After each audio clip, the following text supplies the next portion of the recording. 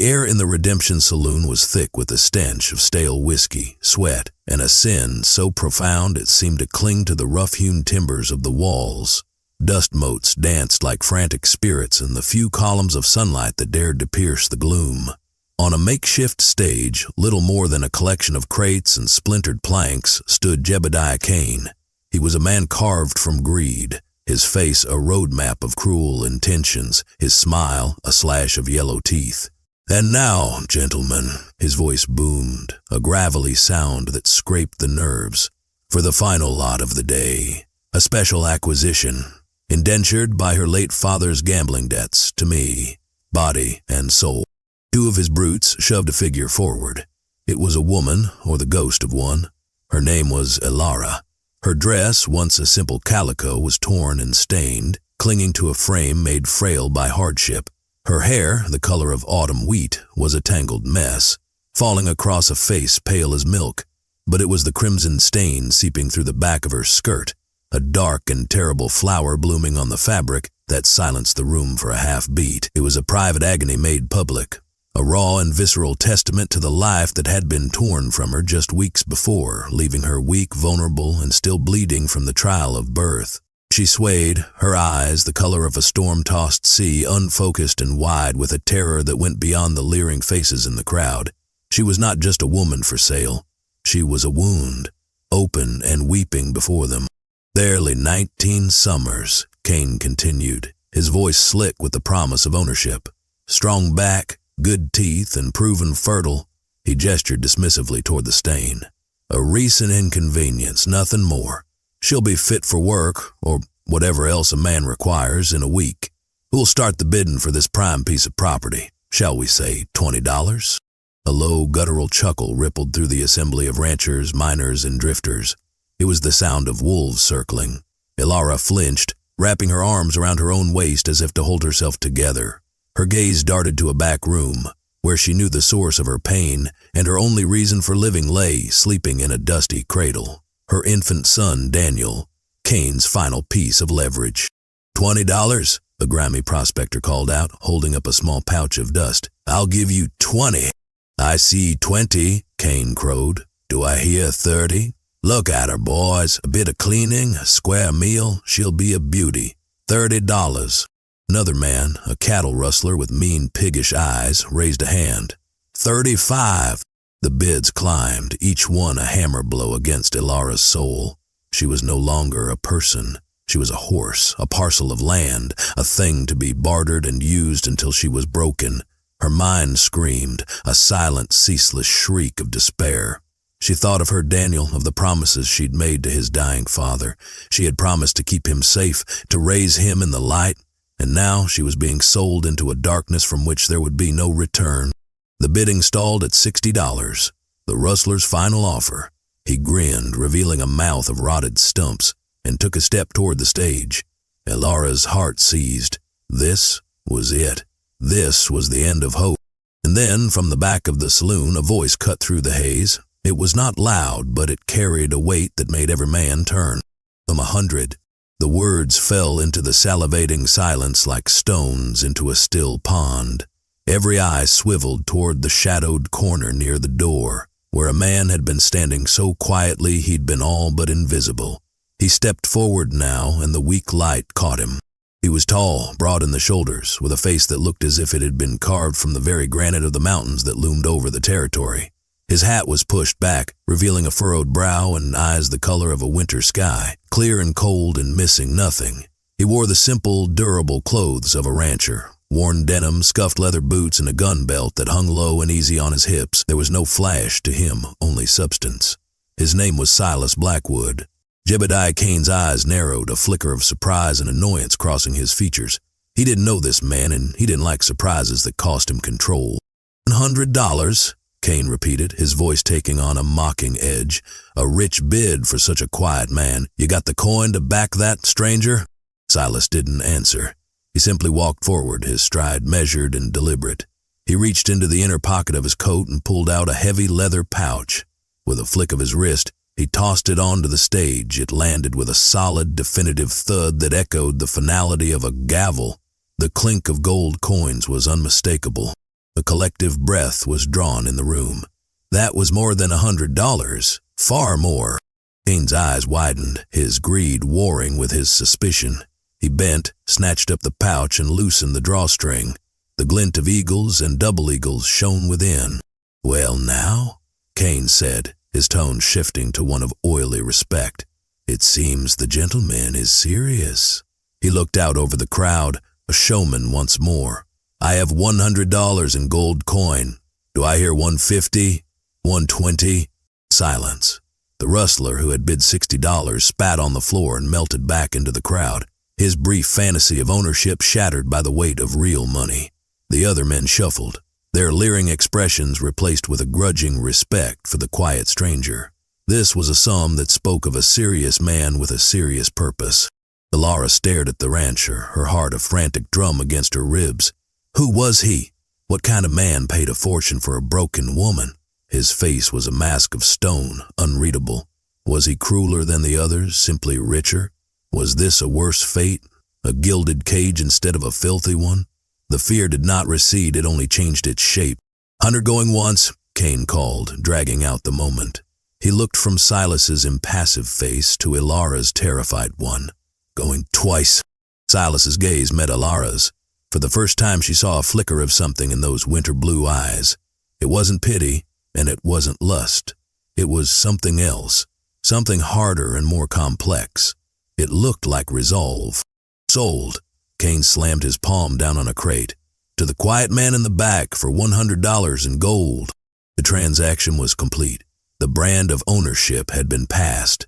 Silas moved toward the stage, his steps as steady as a beating heart. He ignored Kane completely, his focus solely on the woman he had just bought. He stopped before her, and the sheer size of him, the breadth of his shoulders, blocked out the rest of the squalid room. He didn't reach for her. He simply stood there, a mountain of a man, and said in that same low, steady voice, "It's done. Let's go." The finality in Silas's voice was absolute. Elara flinched, her body tensing for a rough hand, a shove, the start of a new and terrible servitude. But he made no move to touch her. He simply waited, his presence a silent command. Jebediah Kane, however, was not finished.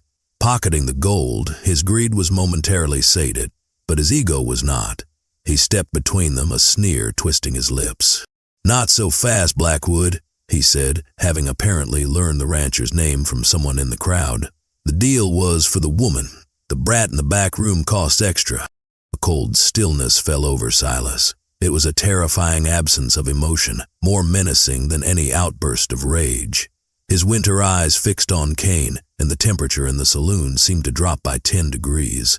"The child is hers," Silas stated. It was not a question. "And she is yours," Kane countered, his bravado returning. "But the boy? He's another mouth to feed. Another $20, and he's yours too. A bargain." Elara's breath caught in her throat, a strangled, desperate sound. She took an involuntary step forward, her hand outstretched. "No, please, my son." Silas put a hand out, not to touch her, but to gently bar her way. His eyes never left Kane's. Without looking away, he reached into his vest, pulled out a single, gleaming $20 gold piece and flipped it through the air. The coin spun, a golden blur, and Kane snatched it instinctively. "Now," Silas said, his voice dropping to a low growl that was barely audible but vibrated with menace. "Get the boy." Kane hesitated for a fraction of a second, a spark of defiance in his eyes. But he saw something in Silas's stance, in the way his hand rested near the worn handle of his Colt, that drained the fight from him. This was not a man to be trifled with. Swallowing his pride, Kane turned and stalked toward the back room. A moment later, he returned, carrying a small bundle of rags. He thrust it carelessly toward Elara. She lunged forward, her arms closing around her son with a sob of pure, unadulterated relief. Daniel, her tiny, precious Daniel, was warm and breathing against her chest. She buried her face in his swaddling, inhaling the sweet, milky scent of him, the only good and pure thing left in her world. Silas watched the reunion, the granite mask of his face softening for just an instant. Then he turned his gaze back to the room. The other men were watching, their curiosity piqued. He had no intention of making a further spectacle. He nodded curtly toward the exit. "Ma'am." Elara, clutching Daniel to her chest as if he might be snatched away again, followed him. She was weak, her legs unsteady, and a fresh wave of pain pulsed deep within her, a cruel reminder of her body's betrayal. But she forced herself to walk, to put one foot in front of the other. As she passed the men who had bit on her flesh, she kept her eyes down, feeling their stares like physical blows. Silas led the way out of the saloon's oppressive gloom and into the harsh, unforgiving glare of the afternoon sun. The street was a river of dust, churned by the passage of wagons and horses. The world felt too bright, too loud, too raw. He led her not to a horse, but to a sturdy buckboard wagon tethered nearby. A fine-looking bay was harnessed to it, patiently flicking its tail at flies. "Get in," he said, his tone still gruff, impersonal. She looked at the wagon, then at him. The fear was still there, a cold knot in her stomach. He had bought her. He had bought her son. She was his property, just as this wagon and that horse were his property. What did he intend to do with them? Where was he taking her? The question swirled in her mind, too terrifying to ask aloud. She hesitated, her body trembling with exhaustion and dread. Seeing her struggle, Silas let out a sigh, a sound of weary impatience. He stepped forward, and for the first time, he touched her. He cupped her elbow, his hand large and calloused but surprisingly gentle. The contact sent a jolt through her, a confusing mixture of fear and a strange, unfamiliar sense of stability. He helped her up onto the wagon seat, his touch brief and businesslike. He then walked around to the other side and climbed up beside her, taking the reins in his hands. He didn't look at her. He just clucked his tongue, and the bay horse leaned into its harness. The wagon lurched forward, pulling away from the Redemption Saloon and the life that had almost ended there, and rolling toward an unknown and perhaps even more terrifying future. The wagon wheels groaned, a mournful rhythm against the hard-packed earth as they left the squalid town behind. The silence between them was as vast and empty as the prairie stretching out on all sides. Elara huddled on the wooden seat, clutching Daniel so tightly her knuckles were white. The baby slept, oblivious to the seismic shift in their lives. Every bump and jostle of the wagon sent a fresh spear of pain through her. She bit her lip to keep from crying out, tasting the coppery tang of her own blood. She watched the man beside her from the corner of her eye. He sat ramrod straight, his attention fixed on the horizon, his jaw set in a hard line. He hadn't spoken a single word since they'd left town. Who was he? Her mind raced through terrible possibilities. Perhaps he was a man with a remote, isolated homestead, a place where her screams would never be heard. Perhaps he was crueler than Cain, his vices just more expensive. The gold he'd spent on her was a terrifying testament to his wealth and therefore his power. A poor man's cruelty was one thing, a rich man's was another entirely, for he could afford to prolong it. After what felt like an eternity, he finally spoke, his voice startling her. "There's a doctor in Willow Creek, about an hour from here. He's a good man. He'll see to you." Elara looked at him, confused. "A doctor?" "You're hurt," he stated, his eyes still on the road ahead. It was not a question. He had seen the blood, the way she moved, the pain she tried to hide in the clench of her jaw. He had seen it all. The thought made her feel both exposed and, strangely, seen for the first time in a long while. "I don't have any money," she stammered, the words tasting like ash. "I do," was his only reply. They rode on in silence. The sun began to dip toward the jagged peaks of the distant mountains, painting the sky in strokes of orange and violet. The beauty of it was a sharp contrast to the ugliness in her heart. Finally, as the light began to fail, they arrived in Willow Creek. It was a quieter, cleaner town than the last. Silas pulled the wagon to a stop in front of a neat white-painted house with a small sign that read, "Dr. Abernathy." "Bentham Abernathy," said. An older man with kind eyes and silver hair answered the door. He and Silas exchanged a few quiet words Elara couldn't hear, and then the doctor was ushering her inside, his expression one of gentle concern. A stout, motherly woman, the doctor's wife, appeared and immediately took Daniel from Elara's arms, cooing softly to the sleeping infant. "Let's get you looked at, dear," the doctor said, leading her to a clean examination room. The hour that followed was a blur of quiet competence and gentle care.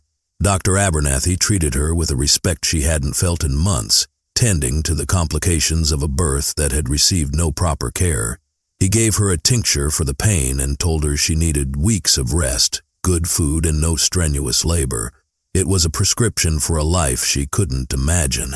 When she emerged, feeling weak but cared for, she found Silas waiting in the parlor. He stood when she entered. Daniel was sleeping peacefully in a borrowed cradle by the fire, watched over by Mrs. Abernathy. "The doctor says you're to rest," Silas said, his voice still gruff but lacking the hard edge it had held before. Where are we going?" Elara asked, her voice a near whisper. He looked at her then, truly looked at her, and his gaze was steady. He had made a decision. She could see it in the set of his shoulders, in the depths of his winter blue eyes. It was a choice that would tie his fate to hers, for better or for worse. He had intervened, and now there was no going back. He was responsible. He had bought her, and everything that came with her. The danger from men like Cain did not simply vanish with a bag of gold. It followed. He had made his choice, a decision that would surely bring danger to his door. As he closes that door, we hope you're enjoying this story of courage. If you are, taking a moment to like the video and subscribe helps us bring more tales like this to you. Now, with the latch thrown, the real challenge began. "My ranch," Silas answered, his voice leaving no room for argument. "It's another 2 hours north. You and the boy will stay there." Elara stared at him, her mind struggling to process his words. His ranch, stay there. It sounded so simple, yet it was a world of complication. As your, she couldn't bring herself to finish the sentence. "As your servant, your slave?" The word property echoed in her mind. Muscle tightened in Silas's jaw. He seemed to understand the question she couldn't ask. "As my guest," he said, the word sounding foreign on his tongue. He turned and spoke to the Abernathys, thanking them and pressing more coins into the doctor's hand despite his protests. Mrs. Abernathy wrapped Daniel in a thick, warm blanket she insisted they take, her eyes soft with a sympathy that made Elara want to weep. The rest of the journey was made in darkness, under a blanket of stars so bright they seemed to press down on the vast, silent land. Elara, warmed by a blanket and dulled by the doctor's medicine, drifted in and out of a weary sleep. Each time she awoke, it was to the same sight: Silas's broad back, the steady line of his shoulders, the reins held loosely but securely in his capable hands. He was a constant, unmoving presence in the shifting darkness. They arrived at a place that was more a feeling than a sight in the dead of night. The scent of pine and rich earth, the sound of a restless wind whistling through the eaves of a sturdy house. Silas helped her down from the wagon, his touch as impersonal and efficient as ever. He led her into a house that was dark and quiet. He lit a single lantern, and the golden light revealed a room that was stark, clean, and masculine. A large stone fireplace dominated one wall with a simple wooden table and chairs in the center. It was the home of a man who lived alone. "The spare room is upstairs," he said, gesturing with the lantern. "The fire is laid. You should get some sleep." He led her up a creaking staircase to a small, simple room. A bed with a thick quilt was turned down, and a fire was already crackling in the small hearth, chasing the chill from the air. A clean nightgown was laid out on the bed. He had prepared for her. He placed the lantern on a small table. "The boy can sleep with you. If you need anything, my room is at the end of the hall." He turned to leave, but Elara found her voice. "Mr. Blackwood." He stopped in the doorway, his back to her. "Bill," the word was a fragile breath. "Why did you do this?" He was silent for a long moment. The fire crackled, filling the space between them. When he finally spoke, his voice was low, roughened with some old, buried pain. "No one should be for sale." He left, closing the door softly behind him. Elara stood in the middle of the room, the warmth of the fire on her skin, her sleeping son in her arms. She looked at the clean bed, the thoughtful preparations, and was overcome with a wave of exhaustion so profound it was almost dizzying. For the first time in what felt like a lifetime, she was in a room with a closed door, a warm fire, and no immediate threat. She laid Daniel on the bed, changed into the soft nightgown, and slid under the heavy quilt. She expected to lie awake, her mind racing with fear and suspicion. Instead, the moment her head touched the pillow, she fell into a deep, dreamless sleep, the first true rest she had had since before her son was born. The next morning, she awoke to the smell of coffee and frying bacon. For a moment, she was disoriented, the unfamiliar comfort a stark contrast to the terror that had been her constant companion. Pushing herself up, She felt the ache in her body, but the sharp biting pain had receded to a dull throb. She dressed in her stained calico, the only clothing she had, and went downstairs, holding Daniel close. Silas was at the stove, his back to her. He was a man who seemed to fill his own home, his presence as solid and unyielding as the landscape outside. He heard her tentative footsteps on the floorboards and turned. He gestured to the table where a plate of eggs and bacon sat waiting. "Eat. You need your strength." She sat, her movements still cautious. He poured her a cup of coffee and sat opposite her, his own plate before him. They ate in silence for a few minutes. The food was simple, but to Elara it tasted like a feast. Finally, Silas set down his fork and looked at her, his expression serious. "We need to talk," he said. "Kane won't let this go. He's a proud man and he feels cheated. He'll come looking for you, or for his money back. You're not safe here, not as you are." Elara's fork froze halfway to her mouth. The fragile sense of peace she had felt shattered. "What? What do you mean?" "I mean," Silas said, his gaze direct and unwavering, "that a woman alone, a guest in a bachelor's home, is a target. She's vulnerable. But a wife is a different matter. A man's wife is protected, by law, by custom, and by her husband." He let the words hang in the air. Elara's heart began to beat a frantic, panicked rhythm. "I bought you to get you away from him," Silas continued, his voice low and even. "But that's not enough. To keep you safe, to give your boy a chance, there's only one thing I can offer you. I'll give you my name." Elara stared at him, the coffee cup trembling in her hand. "Your name?" she whispered, the words barely audible. "You mean marry you?" The idea was so preposterous, so utterly beyond the realm of anything she could have imagined, that she felt a dizzying sense of unreality. This man, this stranger who had bought her like a sack of flour, was now proposing marriage. It would be a marriage in name only, Silas clarified, his tone clipped and businesslike as if he were discussing a contract for the sale of cattle. "A partnership. You would have the protection of my name, this roof over your head, food on the table. No one would dare touch Mrs. Blackwood. And your son? He would be raised as my own. He would have a future." He paused, letting the weight of his offer settle. "In return," he went on, "you would keep the house, cook, mend, nothing more than any woman on a homestead would do. There would be no other expectations. You would have your own room, your own life.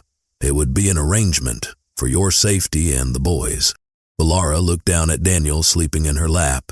His small, perfect face was untroubled. A future. Silas was offering her son a future. Not just survival, but a name, a home, a chance to grow up safe. Everything she had promised her dying husband she would provide. Everything that had been ruthlessly stripped away from her. And yet, the thought of binding herself to another man, even in this detached, practical way, was terrifying. She had seen what men were capable of. She had been at their mercy. How could she trust him? This quiet, brooding man with his sad eyes and his capacity for sudden, decisive action. As if sensing her turmoil, Silas rose from the table and walked to the window, looking out at the vast expanse of his land. "I had a wife once," he said, his back still to her. "And a daughter. They were traveling to visit her sister in Santa Fe. The stage was set upon by outlaws." He didn't need to say more. The raw grief was evident in the rigid set of his shoulders and the way his voice became rough and thick with unshed tears. "I wasn't there to protect them. I built this ranch for them, all of this." He made a sweeping gesture at the land outside. It was supposed to be their home, their future. He turned back to face her, and the granite mask was gone. In its place was a landscape of profound, enduring loss. "I can't bring them back. I can't change what happened. But I can do this. I can stop a man like Kane from destroying another family. I can give a child the safety my own never had." In that moment, Elara understood. This wasn't about possessing her. It was about redemption. It was his penance. He was offering her not just his name, but the ghost of the family he had lost. She would be a placeholder in a life that had been hollowed out by tragedy. The thought was sobering, but it was also safe. A man haunted by the memory of a wife he loved was not a man who would abuse the woman who took her place.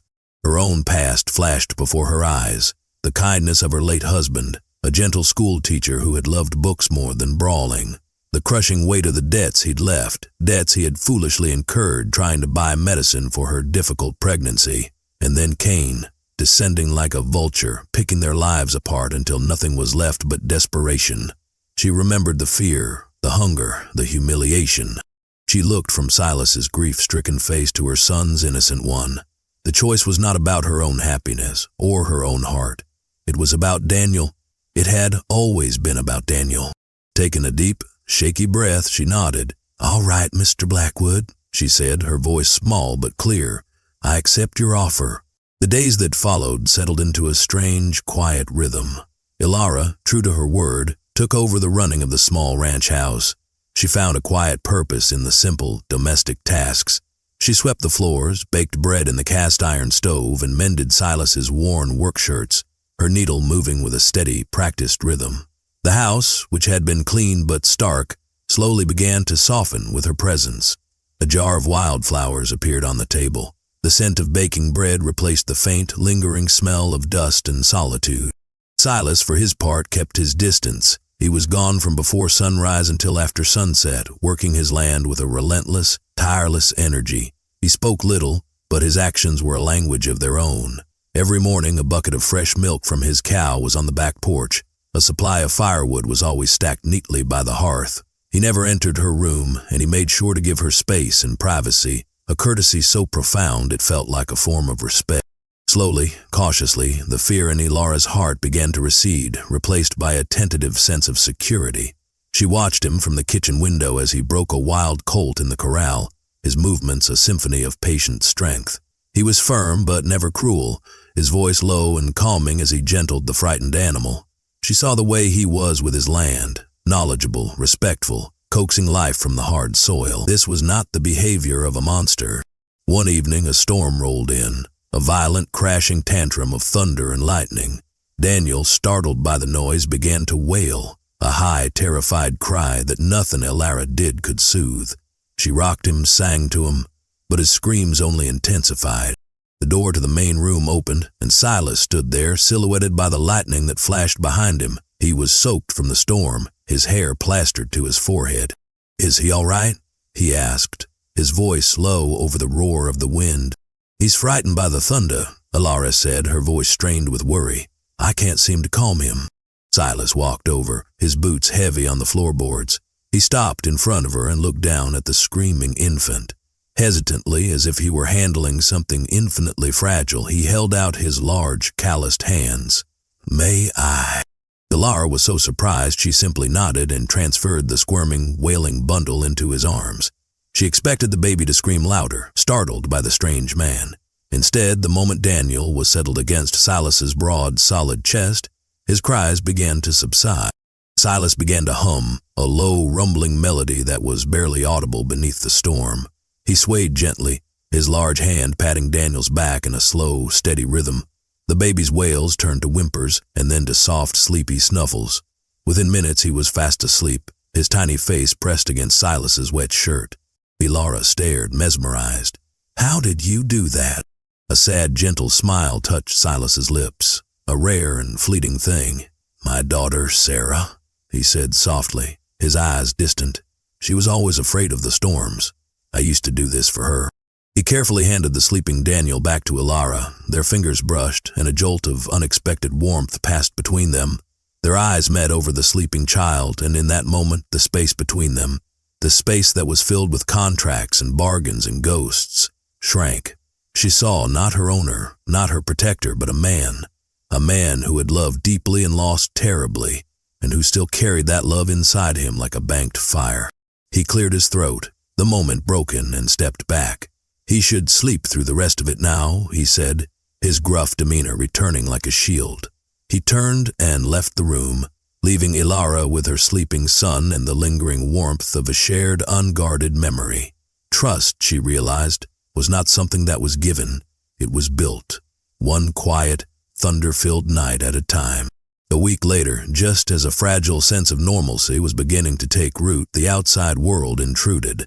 Elara was hanging laundry on a line stretched between two ponderosa pines behind the house, Daniel sleeping in a basket at her feet, when she saw the rider. He was a long way off, a dark speck moving slowly across the golden plains that bordered Silas's property. But there was something about the way he sat his horse, a kind of lazy, predatory slouch that sent a chill of unease down her spine. He wasn't heading for the ranch, just observing it, his presence a silent, menacing question mark on the horizon. She quickly gathered the laundry and rushed back inside, her heart hammering against her ribs.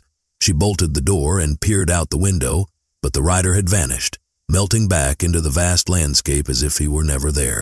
When Silas returned that evening, his face grimed with the dust and sweat of a long day, she told him what she had seen. He listened intently, his blue eyes growing cold and hard as she spoke. He didn't dismiss her fears. He didn't tell her she was imagining things. He simply nodded. "Describe him," he said. "I couldn't see his face," she admitted, "but he was thin, and he rode with a slump. He was just watching." "That would be Jedediah's man, Slim," Silas said, his voice flat. "Cain's eyes and ears. He's testing the fences." The casual way he said it, the certainty in his tone, terrified her more than the rider himself. This was not a surprise to him. He had been expecting it. That night, the quiet rhythm of their lives was broken. After their silent dinner, Silas didn't retire to his room. Instead, he took a rifle down from the mantel, a beautiful, well-oiled Winchester. He checked the action, his movements efficient and practiced. He then went to a heavy wooden chest in the corner and took out 2 boxes of cartridges. "Do you know how to use one of these?" he asked, holding the rifle out to her. Elara shook her head, her eyes wide. "My husband, he was a teacher. He didn't hold with guns." "A teacher can't protect you from a man like Cain," Silas said grimly. He spent the next hour teaching her. He showed her how to load it, how to sight it, how to work the lever action, how to respect its power. His hands were patient as he guided hers, his voice a low, steady murmur. It was a strange, intimate lesson in violence, conducted in the warm domestic glow of the hearth. "You don't aim for the man," he told her, his face serious. "You aim for the biggest part of him, the chest. You pull the trigger and you don't hesitate. You work the lever and you're ready to fire again before the first shell hits the ground. You do it to protect the boy. You understand?" She nodded, her throat tight. Over the next few days, Silas transformed the ranch. He was no longer just a farmer, he was a soldier fortifying his position. He checked the hinges on all the doors and shutters, reinforcing them with iron bars. He cleared the brush away from the house, creating a wide, open field of fire. He mapped out sight lines from every window. He was methodical, grim, and utterly determined. His preparations were a constant, terrifying reminder of the threat that loomed. The fragile peace Elara had found was gone, replaced by a tense, watchful anxiety. The ranch no longer felt like a sanctuary, it felt like a fortress waiting for a siege. And she realized that Silas hadn't just given her a roof over her head. He had taken on her danger, made her battle his own. His promise was not just words spoken over a breakfast table. It was being written in iron bars and boxes of cartridges. He was preparing to defend not just his property, but his word. And his word, she was coming to understand, was as solid and unyielding as the mountains themselves. The circuit judge, a man named Elias Thorne, came through the territory once every 3 months. He was a stern, God-fearing man with a long white beard and eyes that seemed to peer directly into a person's soul. Silas had learned he was staying in Willow Creek for 2 days, holding court in the small chapel that served as the town's only public building. "It's time," Silas announced one morning, his tone leaving no room for discussion. The words hung in the air, heavy with unspoken meaning. Time to make their arrangement official. Time to draw the line in the sand and declare to the world that Elara was under his protection, bound by law and not just by a private promise. Elara dressed in the only other garment she owned, a simple blue dress Mrs. Abernathy had given her, mended and clean. She held Daniel, who was wrapped in the warm blanket from the doctor's wife. She looked at her reflection in the small, wavy mirror in her room. A woman she barely recognized looked back at her. She was no longer the gaunt, terrified creature from the auction block. But she was not the carefree girl she had once been either. She was something in between, a woman forged in fear and tempered by a strange, quiet hope. The ride to Willow Creek was tense. Silas drove the wagon, his Winchester resting on the seat between them. His eyes constantly scanned the horizon, watchful and alert.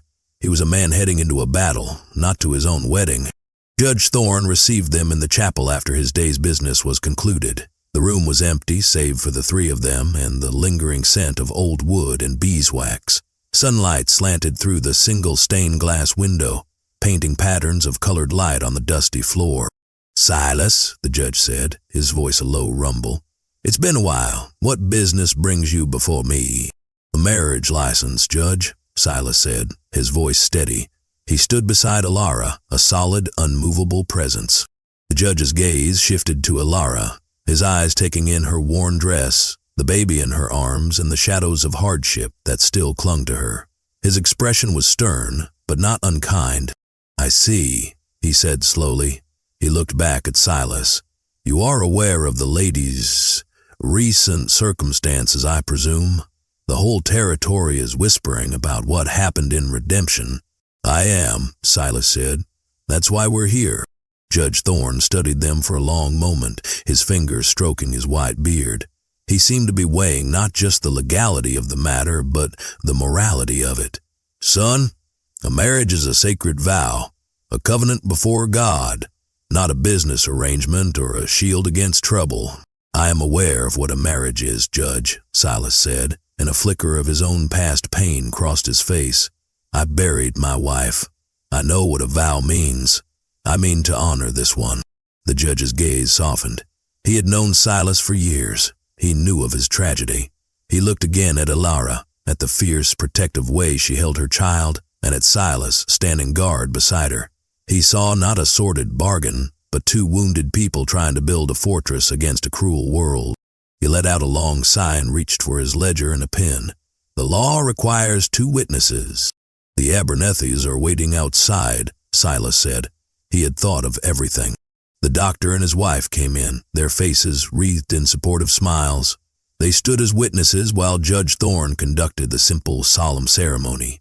Elara's voice was a whisper as she spoke her vows, her eyes fixed on the colored light on the floor. Silas's voice was a low, firm rumble, his gaze fixed straight ahead, as if he were making his promise not just to her, but to the memory of the family he had lost. There was no ring, no kiss, just a scratch of a pen on a legal document and the judge's final words. "By the authority vested in me by this territory, I now pronounce you man and wife." They were bound. The promise was no longer just a promise. It was a fact, recorded in a ledger. As they walked out of the chapel into the late afternoon sun, Elara felt a strange sense of finality. She was no longer Elara, the destitute widow. She was Mrs. Blackwood. The name felt heavy, foreign, a cloak she had borrowed for protection, but as she glanced at the man walking beside her, at the grim set of his jaw and the way his hand never strayed far from the rifle, she knew he would do everything in his power to ensure she was worthy of its protection. The deal was sealed. Now they just had to wait for the war to begin. The war came 2 weeks later, on a moonless night when the wind howled like a hungry wolf. Elara was jolted from a light sleep by a sound that didn't belong, the sharp, splintering crack of wood from downstairs. In the next instant, the ranch's lone dog erupted in a frenzy of furious barking, a sound that was cut off with a sickening, choked yelp. Silence. A heavy, pregnant silence that was more terrifying than the noise. Her door burst open. Silas stood there, a shadow in the darkness, the long, dark shape of the Winchester in his hands. "They're here," he said, his voice a deadly calm whisper. "Get the boy. Stay in this room, away from the window. Bar the door." He was gone before she could answer, his socked feet making no sound on the wooden floor. Elara's heart hammered against her ribs, a frantic bird trapped in a cage. She scrambled out of bed, her hands shaking as she scooped the sleeping Daniel from his cradle. She fumbled with the heavy iron bar Silas had installed and dropped it into the brackets on the door, the thud of it echoing in the terrifying quiet. Then the house exploded into chaos. A gunshot roared from downstairs, the sound deafening in the enclosed space. A man shouted in pain and anger, the heavy thud of bodies hitting the floor, the crash of overturned furniture. It was a symphony of brutal, close-quarters violence. Elara huddled in the farthest corner of the room, shielding Daniel with her body, her mind screaming. She could hear Silas's rifle boom again and again, each shot followed by the slick, mechanical shuck-shuck of the lever action. He was a one-man army, his movements economical and deadly. A window shattered downstairs. More men were coming in. She heard a coarse voice thick with rage that she recognized with a jolt of ice-cold terror. Jebediah Kane. "Blackwood," Kane bellowed, "you righteous fool! You stole my property. I'm here to take it back, and I'll take every last cent you have for the trouble." Another shot from the Winchester answered him.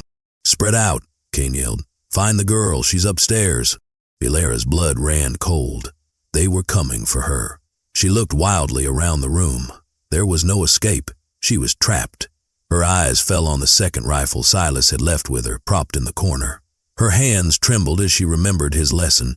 You aim for the biggest part of him, you pull the trigger, and you don't hesitate. Footsteps pounded on the stairs, heavy booted feet, more than one man. They reached the landing and slammed into her barred door. The wood groaned, the iron brackets straining. Thud. The entire doorframe shuddered. Thud. A crack appeared in the thick wood. "You'd do it to protect the boy." The words echoed in her mind, a clear, cold command cutting through the fog of her terror. She looked down at Daniel, who had begun to whimper in his sleep. His life, his future, everything depended on this moment. The terrified woman who had stood on the auction block was gone. In her place was a mother, fierce and desperate. She gently laid Daniel in the cradle and pushed it deep into the corner. She snatched up the rifle. It was heavy, cold, and smelled of oil and death. She crept to the side of the door, pressing her back against the wall. She raised the rifle, the stock clumsy and awkward against her shoulder. The door splintered, then burst inward with a deafening crash, ripped from its hinges. A man filled the doorway, a hulking shape with a pistol in his hand. It was Slim, the rider she had seen watching the ranch.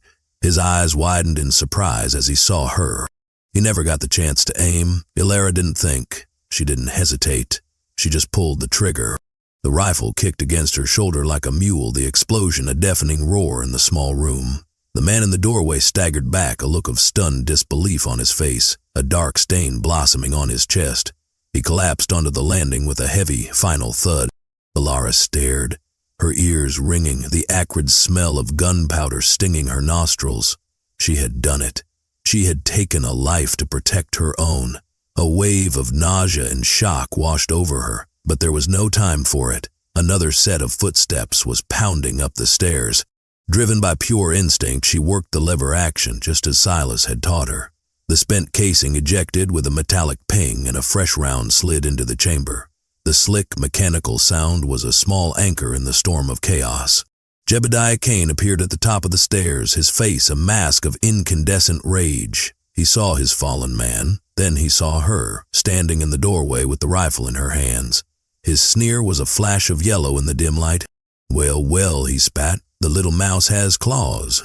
He raised his own pistol, but at that exact moment a shot rang out from the bottom of the stairs. Kane cried out, not in pain, but in fury, as the pistol was shot from his hand, clattering away into the darkness. Silas emerged from the shadows below, his face streaked with dirt and blood that wasn't his. He held his Winchester at his hip, his expression as cold and unforgiving as a winter grave. "Get away from my wife, Kane," he snarled, the words dripping with a venom Elara had never heard from him before. Kane backed away from the stairs, his eyes darting between Silas below and Elara above. He was trapped. The last of his men lay dead or dying on the main floor. The hunter had become the prey. "Your wife?" Kane laughed, a harsh, ugly sound. "You paid $100 for her, Blackwood. That doesn't make her a wife. That makes her a whore you decided to keep." Silas didn't rise to the bait. He just started walking up the stairs, one slow, deliberate step at a time. The click of his boots on the wood was like the ticking of a clock, counting down Kane's final seconds. "I gave her my name," Silas said, his voice a low, dangerous growl. "Something a man like you wouldn't understand. It's a thing of honor. It means she is mine to protect." "Protect?" Kane scoffed, backing away toward a window at the end of the hall. "You brought this on her. She'd have been safer with me. He was fumbling behind his back, his hand searching for the window latch. Elara saw the movement. She saw the desperation in his eyes. He was going to escape, to run and come back another day, a threat that would haunt them forever. "Silas!" she cried out, a raw warning. But Silas had seen it too. He raised his rifle, not to fire, but as a weapon in itself.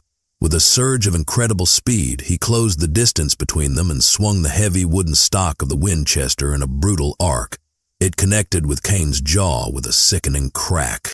Kane crumpled to the floor, unconscious, a broken puppet whose strings had been cut. Silence descended upon the house once more.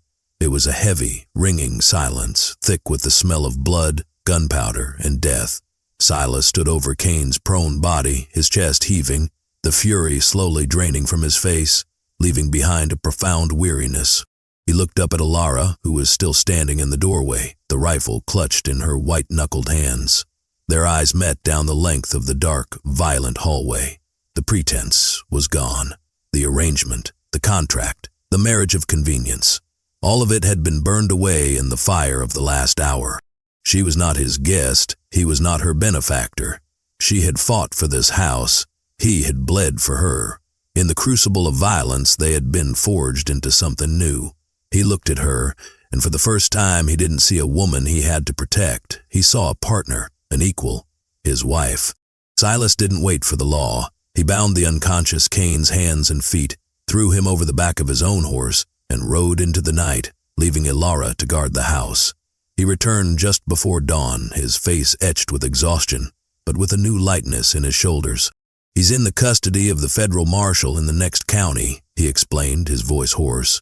"Him and what's left of his men. They'll be tried for robbery and murder. They won't be troubling anyone again." The threat was over, truly over.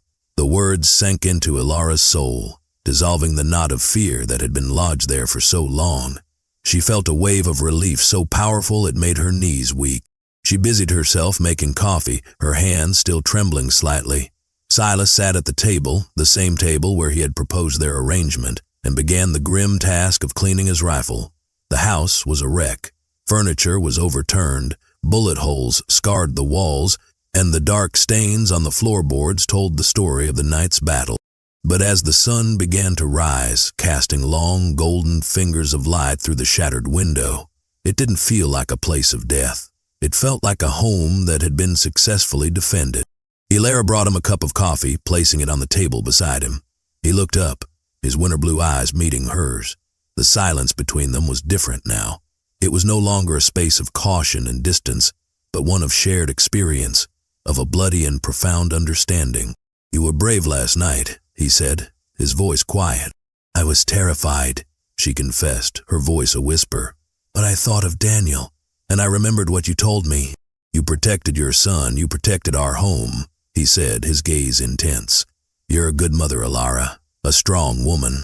He used her name, and the sound of it, spoken in his low, respectful tone, was more intimate than any touch had been. "Silas," she began, her heart beating a little faster. "The arrangement, the bargain we made. You've done what you promised. You gave me your name, you've kept us safe. You don't owe me anything more. If you want me to leave, I will."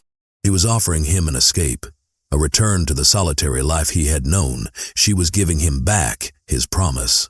He stopped cleaning the rifle and set it down carefully. He reached across the table and took her hand. His touch was no longer impersonal or businesslike. It was warm, firm, and gentle. His calloused thumb stroked the back of her hand. "When I lost my family," he said, his voice thick with emotion, "I thought this house would be nothing but a tomb, a monument to what I'd lost. I thought I was just going through the motions of living. But the past few weeks, hearing your footsteps on the stairs, smelling the bread you bake, seeing you with the boy, this place started to feel like a home again." He looked at her, and the grief in his eyes was still there, but it was joined by something new, something that looked like hope. "I made you a promise to give you my name, Elara, but I find myself wanting to offer you my heart as well. I don't want you to leave. I want you to stay, not as part of a bargain, but as my wife, in every sense of the word." Tears welled in Elara's eyes, blurring his earnest face. They were not tears of fear or sorrow, but of a joy so profound it was painful. She thought of the gentle schoolteacher she had loved and lost, and a pang of grief shot through her. But the man sitting across from her was not a replacement. He was a new beginning, a strong, honorable, quiet man who had seen the worst of her and had not turned away. He had stood between her and the darkness and had refused to let it pass. She squeezed his hand, her answer in her touch before it was in her words. "I think," she said, a watery smile gracing her lips, "that I would like that very much." 1 year later, the morning sun crested the mountains, casting its golden light over the Blackwood ranch. The bullet holes in the walls had been patched and plastered over. The shattered window had been replaced.